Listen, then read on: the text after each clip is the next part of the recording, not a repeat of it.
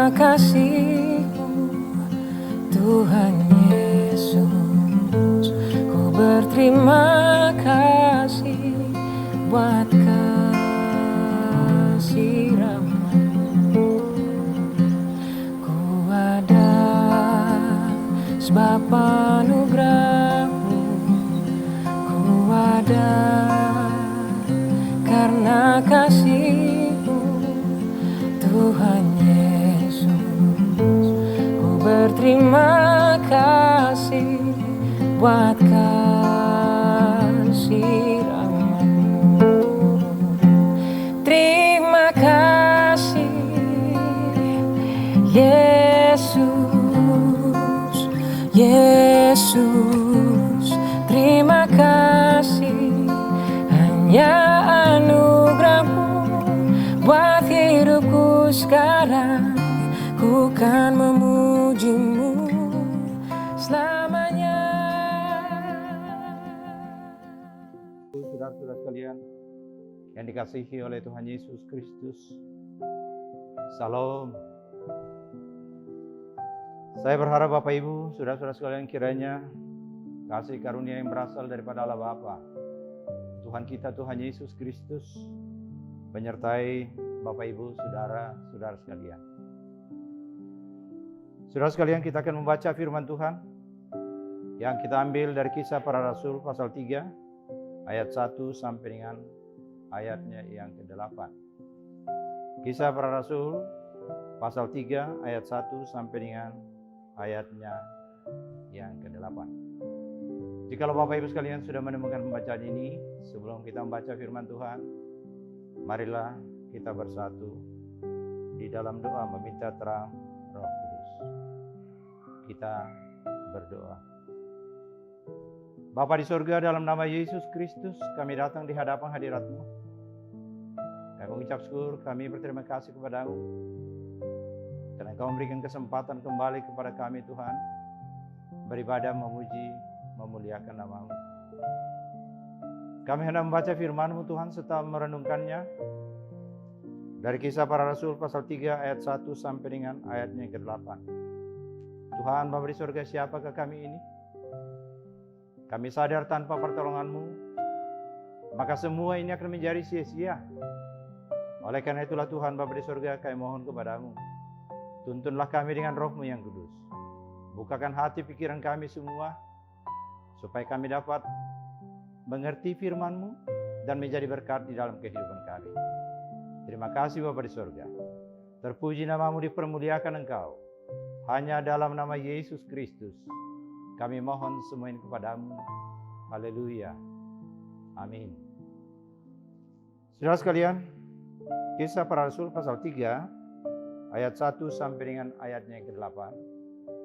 Saya akan membacakan menurut Alkitab yang ada di tangan saya. Dan saya persilakan Bapak Ibu membaca menurut Alkitab yang ada di tangan saudara-saudara sekalian. Demikian firman Tuhan. Di bawah perikop, Petrus menyembuhkan orang lumpuh. Pada suatu hari menjelang waktu sembahyang, yaitu pukul 3 petang, naiklah Petrus dan Yohanes ke bait Allah. Di situ ada seorang laki-laki yang lumpuh sejak lahirnya, sehingga ia harus diusung.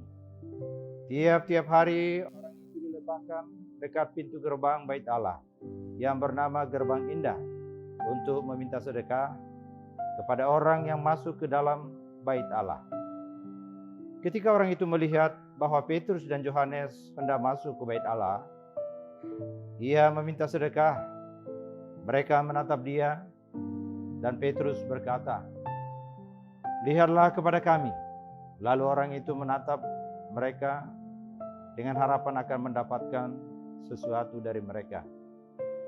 Tetapi Petrus berkata, "Emas dan perak tidak ada padaku, tetapi apa yang kupunyai kuberikan kepadamu. Demi nama Yesus Kristus, orang Nazaret itu, berjalanlah." Lalu ia memegang tangan kanan orang itu dan membantu dia berdiri.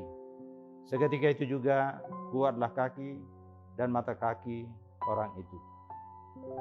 Ia melonjak berdiri lalu berjalan kian kemari dan mengikuti mereka ke dalam bait Allah. berjalan dan melompat-lompat, serta memuji Allah. Sampai sekian jauh Bapak Ibu, saudara-saudara sekalian, pembacaan Alkitab untuk kita pada hari ini. Firman Tuhan berjanji kepada Bapak Ibu, saudara-saudara sekalian, bahwa yang berbahagia adalah kita sekalian yang sudah mendengarkan firman Tuhan ini, serta yang dapat memeliharanya di dalam kehidupannya tiap-tiap hari. Saudara-saudara sekalian, pembacaan kita bercerita tentang seorang laki-laki yang lumpuh sejak lahirnya. Kita tahu Bapak Ibu apa arti lumpuh. Itu berarti kakinya tidak berfungsi sama sekali sesuai dengan perikop pembacaan kita pada hari ini. Sehingga dia tidak bisa berjalan dan tidak mampu menolong dirinya sendiri. Oleh karena itu saudara sekalian, dia sangat bergantung kepada belas kasihan orang lain. Saudara sekalian, untuk menyambung hidupnya sehari-hari, orang ini, Bapak Ibu sekalian, terpaksa menjadi pengemis, dan dia diletakkan di depan pintu gerbang Bait Allah oleh penolongnya. Saudara sekalian, dia mengharapkan kalau orang yang datang beribadah ke Bait Allah dengan senang hati mau memberikan sedekah kepadanya. Demikianlah yang terjadi saudara sekalian pada suatu sore hari. Petrus dan Yohanes datang beribadah ke Bait Allah. Bapak Ibu, pengemis ini berharap mendapatkan sedekah dari mereka. Tetapi ternyata apa yang terjadi saudara sekalian? Pengemis yang lumpuh ini tidak mendapatkan sedekah yang diharapkannya. Tetapi Petrus dan Yohanes memberi yang lebih berharga yang dibutuhkan oleh pengemis itu, yaitu kesembuhan secara ajaib, mujizat dalam nama Yesus Kristus. Dengan demikian orang lumpuh ini ke depan tidak lagi tergantung kepada orang lain. Saudara sekalian dikasihi oleh Tuhan Yesus Kristus, saya mau beritahukan kepada saudara bahwa mujizat itu masih ada sampai hari ini. Mengapa saya berani mengatakan demikian saudara sekalian? Sebab Tuhan Yesus sungguhnya tidak pernah berubah. Tuhan Yesus tidak pernah berubah. Dahulu, sekarang sampai selama-lamanya dia tetap begitu. Kalau dahulu dia mengasihi, mampu menyembuhkan orang dari sakit penyakit yang dideritanya yang datang kepadanya, sekarang pun sama seperti itu. Dan ke masa yang akan datang juga sama seperti itu. Oleh karena itu saudara sekalian, alangkah indahnya kalau semua orang percaya berharap kepada Tuhan Yesus. Maka boleh kita ketahui saudara sekalian, dia tidak pernah mengecewakan orang-orang yang datang kepadanya. Dia tidak pernah mengecewakan orang-orang yang berharap kepadanya, sebab dia adalah Maha Kasih. Saudara-saudara sekalian, kesembuhan jasmani memang sangat kita butuhkan dalam kehidupan kita. Sangat kita butuhkan. Oleh karena itu saudara sekalian, apabila kita sakit, seringkali kita langsung mencari kesembuhan ke dokter atau kemana yang dapat kita lakukan. Nah Bapak Ibu saudara-saudara sekalian,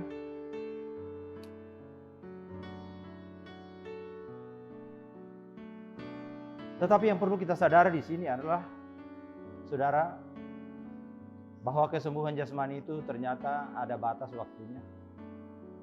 Bapak Ibu, suatu saat nanti semua akan berakhir. Nah karena itu saudara sekalian, selain kita membutuhkan kesembuhan jasmani, kesembuhan badan ini, maka sebenarnya satu hal yang lain yang tidak boleh kita lupakan adalah kesembuhan jiwa kita, kesembuhan rohani kita. Ini yang sangat penting untuk kita pikirkan.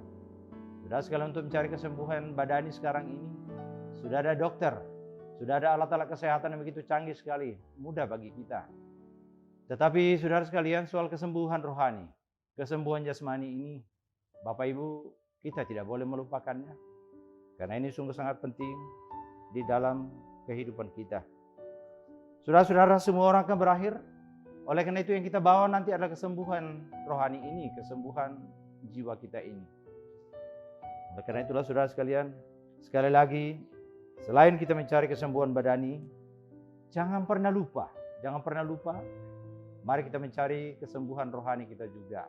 Periksalah, apakah iman percayamu kepada Tuhan sudah bisa memastikan engkau akan bersama-sama dengan Tuhan Yesus di suatu saat nanti? Mari kita bersama-sama memeriksa diri kita masing-masing. Dianjurkan kepada kita saudara sekalian, apapun yang terjadi dengan kehidupan ini, saudara sekalian, tetaplah bertahan.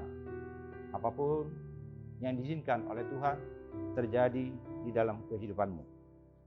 Saya berharap meskipun firman ini disampaikan dalam keadaan tidak sempurna, tetapi minimal ada sedikit yang dapat Bapak Ibu, saudara-saudara petik dari dalamnya. Tuhan Yesus memberkati saudara. Amin. Mari kita berdoa. Bapa di surga, dalam nama Yesus Kristus, kembali kami datang di hadapan hadirat-Mu Tuhan. Kami mengucap syukur karena kembali kami dapat mendengarkan firman-Mu. Ada begitu pengharapan yang begitu besar yang Tuhan siapkan bagi kami. Kami tetap percaya Tuhan bahwa saat ini masih ada mujizat itu. Jikalau Tuhan mengkehendaki, mujizat harus terjadi dalam kehidupan kami. Tetapi yang lebih penting daripada itu Tuhan Bapa di surga, sesungguhnya kami membutuhkan kesembuhan jiwa kami, kesembuhan rohani kami, yaitu keselamatan kami. Tuhan Bapa di surga, biarlah Engkau menolong kami, supaya ini terus-menerus dapat kami pertahankan dalam kehidupan kami. Bukan karena usaha kami sendiri, tetapi oleh karena Tuhan telah memberikan karunia itu kepada kami. Kami hanya diminta untuk mempertahankannya di dalam kehidupan kami. Kami akan mengakhiri hidup ini Tuhan suatu ketika nanti, tetapi keselamatan yang Tuhan sudah siapkan bagi kami, itulah yang terbawa sampai ke surga yang kekal. Bapa kami yang di surga, kami berdoa buat seluruh saudara-saudara yang mengambil kesempatan beribadah pada hari ini. Tuhan, Engkau berkati mereka semua. Engkau tolong mereka Tuhan untuk dapat mengerti firman ini. Dan Engkau tolong supaya mereka dapat juga melakukannya dalam kehidupan mereka sehari-hari. Rindu mencari Tuhan Yesus di dalam kehidupan. Berkati umat-Mu Tuhan semua. Di dalam setiap tugas tanggung jawab mereka, penghidupan mereka. Hamba kami mempertaruhkan kehidupan mereka ke dalam tangan pengasihan-Mu. Terima kasih Bapa di surga. Banyak hal yang hendak kami mohonkan daripada-Mu. Tapi sesungguhnya Engkau lebih tahu apa yang menjadi kebutuhan kami. Kebutuhan umat-Mu dalam kehidupan ini. Berikanlah itu untuk kami. Terpuji nama-Mu, dipermuliakan Engkau. Hanya dalam nama Yesus Kristus kami mohon semua ini kepada-Mu. Haleluya. Amin. Demikian Bapak Ibu, renungan kita pada hari ini. Tuhan Yesus kiranya memberkati Bapak Ibu, saudara-saudara sekalian. Salam.